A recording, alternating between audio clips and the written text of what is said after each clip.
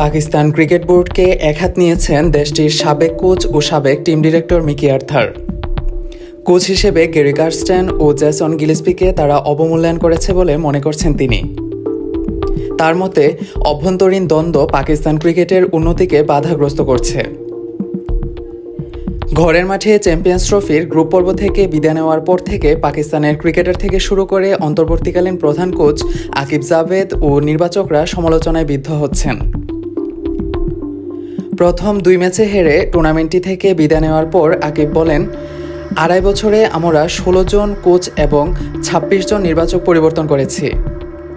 যদি বিশ্বের যে কোনো দলের সঙ্গে এমনটা হয় তাহলে তাদের পারফরম্যান্সও একই রকম হবে। পরে গিলেস্পিকে অভিযোগ করে বলেন, তাকে ও কার্স্টেনকে সরিয়ে কোচের চেয়ারে বসতে আড়ালে থেকে আকিব অনেক কিছু করেছেন। আকিবকে সরাসরি ভার বলেও অভিহিত করেন অস্ট্রেলিয়ার এই সাবেক পেসার। 2016 থেকে 2019 পর্যন্ত পাকিস্তানের প্রধান কোচের দায়িত্ব পালন করা আর্থার টক স্পোর্টসের সঙ্গে আলাপে গিলেস্পির পাশে দাঁড়ালেন। তিনি বলেন, সত্যি বলতে এই উক্তিটি আমার খুব ভালো লেগেছে।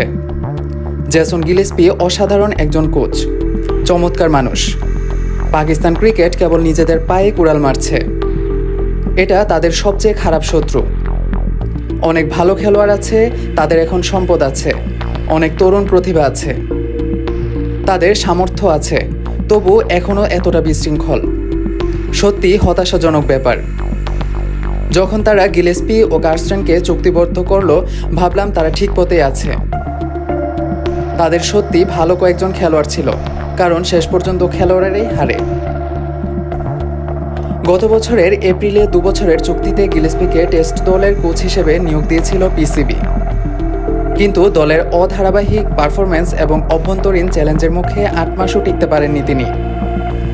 ঘরের মাঠে দক্ষিণ আফ্রিকার বিপক্ষে টেস্ট সিরিজের আগে গত ডিসেম্বরের দায়িত্ব ছেড়ে দেন সাবেক এই পেসার। গিলেস্পির সঙ্গে একই সময়ে পাকিস্তানের সাদা বলের কোচের দায়িত্ব দেওয়া হয়েছিল কার্স্টেনকে। কিন্তু গিলেস্পির আগেই অক্টোবরে পদত্যাগ করেন দক্ষিণ আফ্রিকার সাবেক এই ব্যাটসম্যান ও ভারতকে 2011 বিশ্বকাপ জেতানো এই কোচ। তখন টিম ম্যানেজমেন্ট ও পিসিবির সঙ্গে তারা টানাপোড়েনের খবর বের হয়।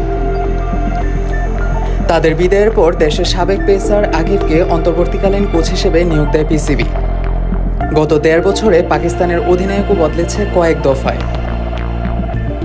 এমন অবস্থায় পাকিস্তান ক্রিকেটকে জঙ্গল বলে অভিহিত করতেই দ্বিধা করলেন না দলটিকে 2017 চ্যাম্পিয়ন্স ট্রফি জেতানো কোচ আর্থার।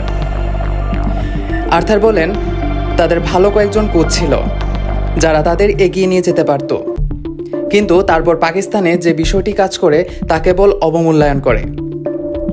এটা একটা জঙ্গল। গ্যারি ও জেসনের জন্য আমার খুব খারাপ লাগছে।